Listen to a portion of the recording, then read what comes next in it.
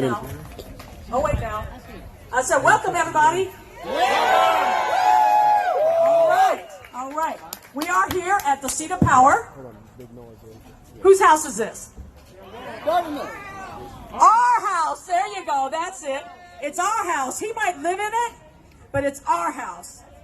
And so we are here because we've got some demands. We definitely have some demands. Y'all here with some demands? Yeah, that's right. That's right. You know what our demand is? We want them to set up a special session just for police bills. I cannot believe these fools think that they're going to get to skip this year's cycle, legislative cycle, and do nothing about these brutal, murdering ass police. Boo! Boo! Boo! I can't believe they think they're going to get away with it. Hell to the no. So we're here to say, hell to the no. You will have a new special session. You will open it up, and it will only be for police accountability bills. That's it. I don't want to hear about your whatever thing for bridges and whatever, this and that. We got all that stuff. What we need is police accountability, and we need it right the hell now. Because even as we speak, people are getting hurt every day by these cops in this state. You know, we have a 24-hour hotline. CUAPB runs a 24-hour hotline, and let me tell you something. That thing hasn't stopped once. You'd have thought they'd have said, what old boy did, that was pretty bad. Makes us look pretty stupid. Maybe we should lay low for a little while.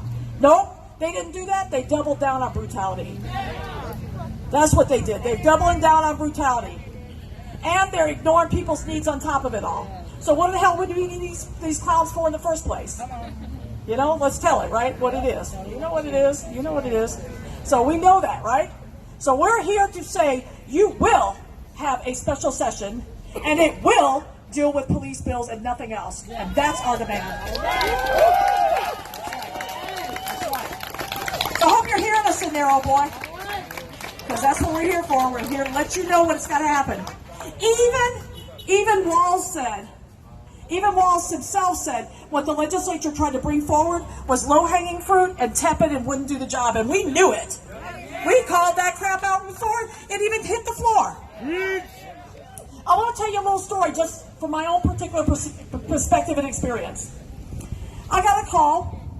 We'd like you to be on this panel for Ilhan Omar and talk about these things that you want to have changed, and the legislatures are going to have to sit there in the audience, and they're going to have to take it from you. So, of course, I did that. Because why wouldn't I do that? I got to yell at them and tell them that they may not have lit the match, but they're the reason our South Minneapolis burned down. They didn't light the match, but they're the reason because they created the conditions. They got to go right in their faces and put a boot in their asses, and that's what they needed to hear. So then, a couple days pass, a day or so, then it's like, come be on our phone call with all of these Democratic legislators so we can hear about your recommendations, our 44 recommendations we put out to get the police reined in right now. And they said, please come be on our phone call. So I said, sure, I'll be on your phone call. Get on the phone, and they said, oh, here's the bills we're going to already put forward. They're mature language. They're already written. We're not going to take into account anything you said. So basically, that's a half an hour of my life I can't get back. Okay, then people wasted our time, and not just mine, a few other people know what was on that call too, and a few others.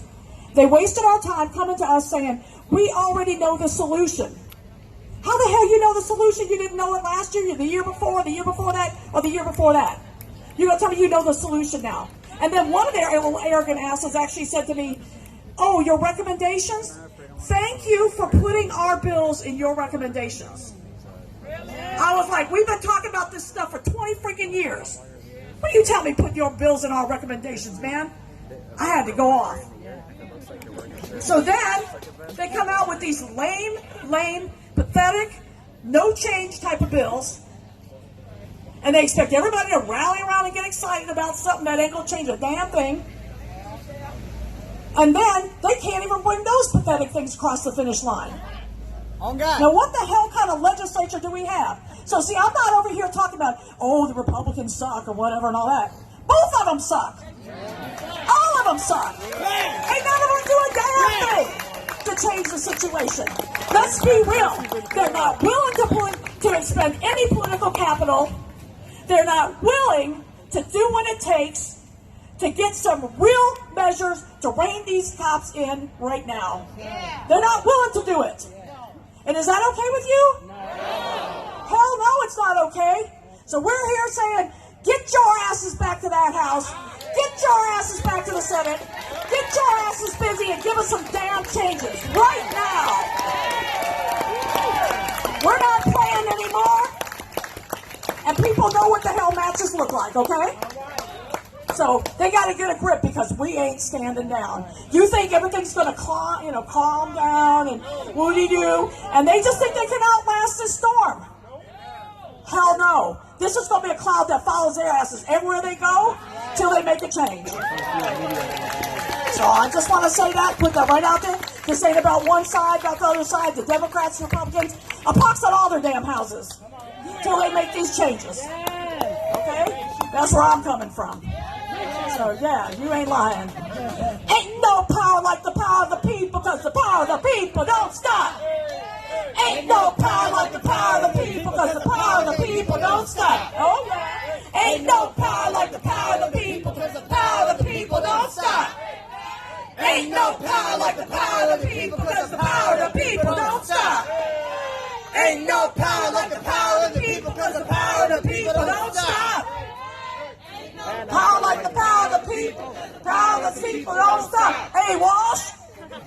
Hey, Walsh. The power of the people don't stop, and you better get your ass moving. That's what we got to say. So with that, I'm going to hand this over to Jess. She's got a couple of words. And then after that, on the stack is Miss Nikema. President Nikema? Thank you, Michelle. I first want to thank families supporting families against police violence for getting us out here today, for leading the way. We got Amity and Tashira and Miss Ann right here. I see Danielle over there, and there's more around that I don't see at the moment. But the fact is, the families of those whose lives have been stolen by police in Minnesota, they are the fire that fuels our movement. We are out here not only for George Floyd, we're out here for Justin Teigen, we're out here for Jaffa Smith and Kobe Heisler, and for Danielle, but for Jamar Clark and all the other families, all the other loved ones whose lives have been stolen. The fact is, when George Floyd's life was taken, it was the last straw. And that's why we saw Minneapolis burn, north and south, St. Paul burned. The fact is, this whole country was set on fire in outrage because we are not going to take it no more. The families supporting families that brought us out here today, they gave me a quick holler on Friday night, said, girl, we got to get to the Capitol right now. They're threatening to shut down without doing anything. So I ran on over there from Juneteenth. And I didn't get it in like Ms. Tashira got it in or like Noah got it in, but the fact is, them senators were running from y'all. They've been crying about it in the media. Y'all scared them. Breaking into the people, the poll. I see Taryn is over there too. Sorry, Taryn. We're also out here for Travis Jordan. The fact that, and I don't know where Brian Jonas' family went, but we're here for him too, yep. And Paul Castaway's him. See, the fact is, there are, and Chicken Wing, whose whole name I don't remember, but I do remember Chicken Wing. The fact is, and Philip Quinn and Billy Hughes and so many others. We cannot stop. We will not stop. Maybe we can't march every night. Maybe we can't burn every police precinct. But you know, maybe we can. I'm asking, is this a dare? If this is a dare, I know a hell of a lot of people are ready to take that dare. That sounds like a challenge. I'll find the dynamite. At the end of the day, it's a fucking gamble with our people's lives. That's what they're doing. So the fact is, there's not anything new that we need to say. We done said it. We got 44 recommendations. We got the Civilian Police Accountability Council proposed in Minneapolis. We got insurance we want. We got a statute of limitations we need extended. We got so many things that families and activists know that we want, that we are ready for, that we need in St. Paul, and we need in Minneapolis. In fact, we need across this country. So today we're here because we're saying we ain't gonna stop, right? I want Akina to come on up, but while she does, I got a chant I liked that I learned at the Capitol, actually. Back in the day, fighting with my friends from the Welfare Rights Committee. We're fired up, won't take no more. We're fired up, won't take no more. We're fired up, Won't take no more. we're fired up, Won't take no more. we're fired up, Won't take no more. we're fired up. Won't take no more. Won't take no more. Won't take no more. Won't take no more. Won't take no more. We fired up. Won't take no more. We fired up. Won't take no more. We fired up. Won't take no more. We fired up. Won't take no more. Ain't no power like the power of the people, cause the power of the people don't stop. Ain't no power like the power of the people, cause the power of the people don't stop. Ain't no power like the power of the people, cause the power of the people don't stop. Ain't no power like the power of the people, cause the power of the people don't stop. All right, y'all, the power of the people is what is fueling this movement for justice here in the Twin Cities and across the country. When I moved here in 2003, I don't know how many times I heard, are there black people in Minnesota? Well, they know right now that there's black people in Minnesota. Because we fired up and we can't take no more. We are sick and tired of how we are being treated by our government. And even by Governor Walz, who had not listened to our cries for justice from the time that he took office.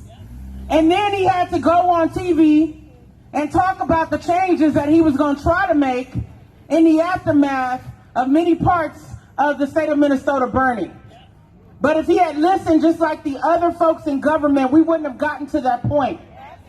But the reality is that we're sick and tired of law enforcement having their knees on our necks. We're sick and tired of them abusing people. Not just the adults, abusing children in our community. I once saw a Minneapolis police officer grab a little 10-year-old black boy by his shirt and slam him on the police car. And he didn't know that I was sitting in my car, rolled down my window, and I went off on him. And told him, you're not going to keep your hands on our children. That's why we have a justice system. You are not the judge, jury, and executioner out here on this street. Minnesota does not have a death penalty. So why has our government allowed them to act as if we have a death penalty? And 99.9% of those officers should not even have a peace officer license to even be out on these streets. Many of them are not fit to be peace officers. I don't even know why we call them peace officers, because all too often they're creating chaos. Too many systems within our government has failed us, including the Post Board. They were supposed to be responsible for regulating officers, but they literally let them get away with murder. Sitting on their asses inside of a government office doing nothing for the people. Every last one of them needs to be removed. Period, point blank. And we look at our Department of Public Safety. We have a black man who is in position.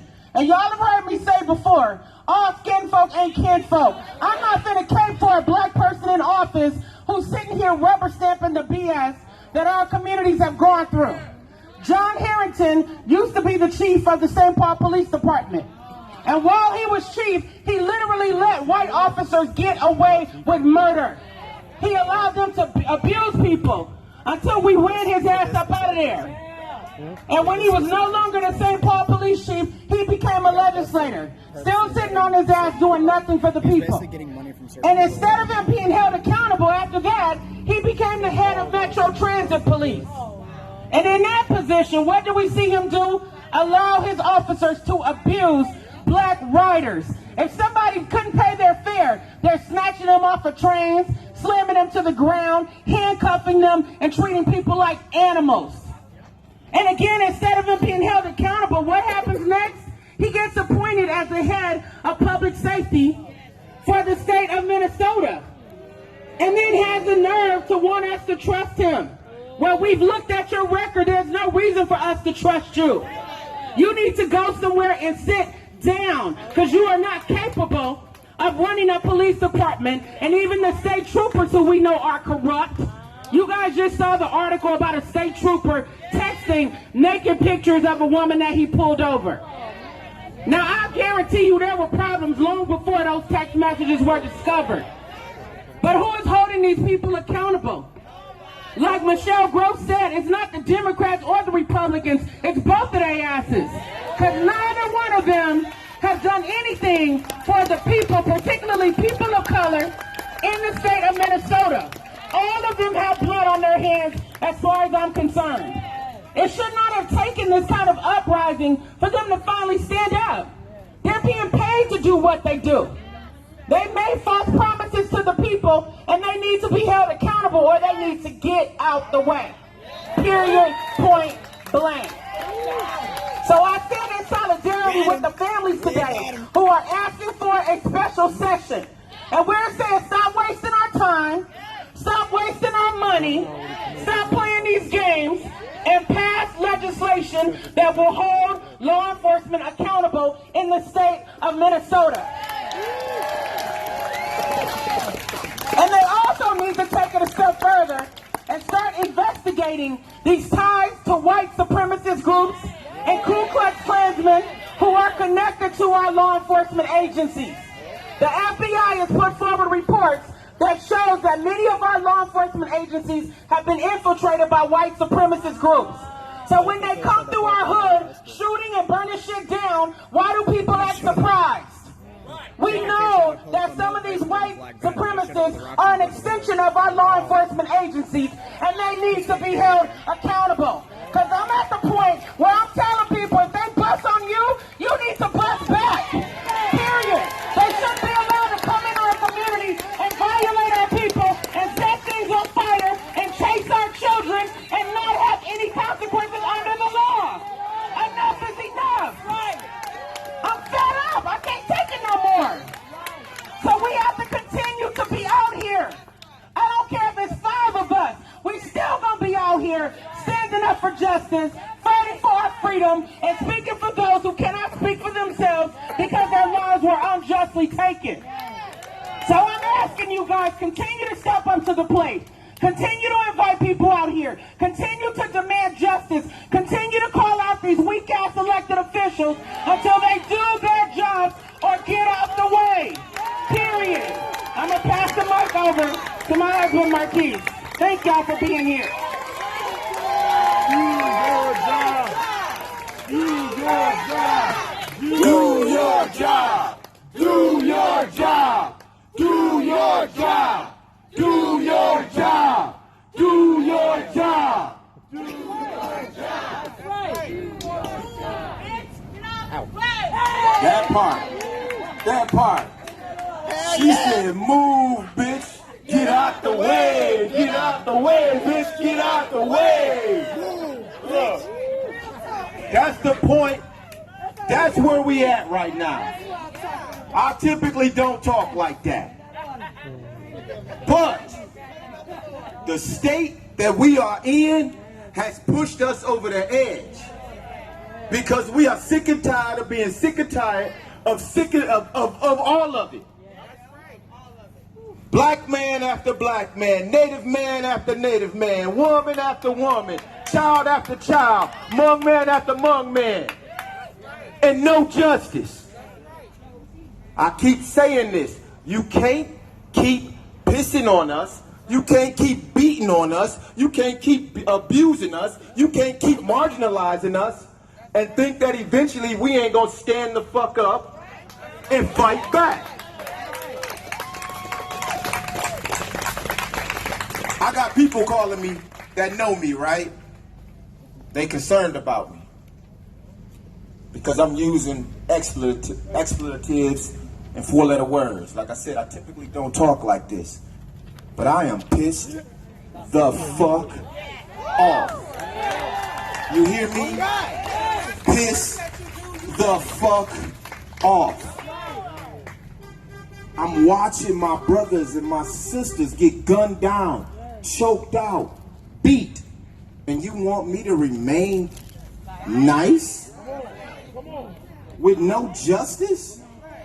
Get the fuck out of here. Look, I want to do something, y'all, because this thing ain't about me. It ain't about my wife. It's not. We are standing in solidarity with the families. So I need every single family member who has lost someone to police violence to come up and stand in front of me. We got your back. We got your back. We got your back. We got your back. Look, We got your back. We got your back. We got your back. y'all see the number of people right here, and this ain't even everybody. Too many. I stand with them. I stand behind them. I stand in front when I need to. I stand on their left and I stand on their right. Y'all, we need to wrap ourselves around them and continue to show love, continue to support them. Long after the protests and the marches have ended, they need the support constantly. We just celebrated Father's Day. And at the end of the day, I thought to myself, many of the young people who had fathers that were killed, they don't get to say Happy Father's Day to their dad. And I started to tear up. It was a beautiful day for me. Why? Because my children were able to hold me. They were able to give me gifts. They were able to look at me in my face and say Happy Father's Day. And I appreciated that. I felt it.